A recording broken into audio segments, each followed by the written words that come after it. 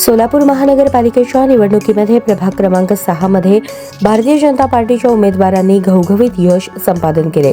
Panel प्रमुख गणेश वानकर यांच्या नेतृत्वाखाली सुनील खटके, मृण्मयी गवळी आणि सोनाली गायकवाड यांनी विरोधकांना चारी मुंड्यात चित केले।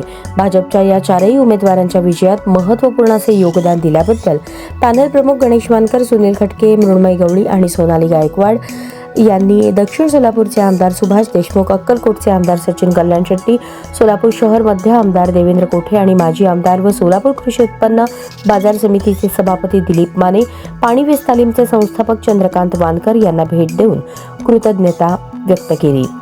यावेळी भाजप युवा मोर्चाचे अध्यक्ष मनीष देशमुख, नगरसेवक प्रथमेश कोठे, दत्तात्रय वानकर, विठ्ठल वानकर, महादेव गवळी, हेमंत पिंगळे, अर्जुन गायकवाड, भीमा गायकवाड, समर्थ वानकर, विजय वानकर, जीवन माने उपस्थित होते। सोलापूर महानगरपालिकेच्या भारतीय जनता पार्टीची सत्ता आली आहे। सोलापूर शहरात विकासाचे विजन डोळ्यासमोर ठेवून लढवलेल्या निवडणुकीत भाजपने एक हाती सत्ता मिळवली। निवडणुकीच्या कालावधीत प्रचारादरम्यान जनतेला विकासासंदर्भात दिलेले अभिवचन पूर्ण करण्यासाठी भारतीय जनता पार्टी कटिबद्ध असल्याचे नवीन नूतन नगरसेवकांना शुभेच्छा देताना आमदार सुभाष देशमुख, सचिन कल्याण शेट्टी, आमदार देवेंद्र कोठे आणि आमदार दिलीप माने यांनी सांगितले।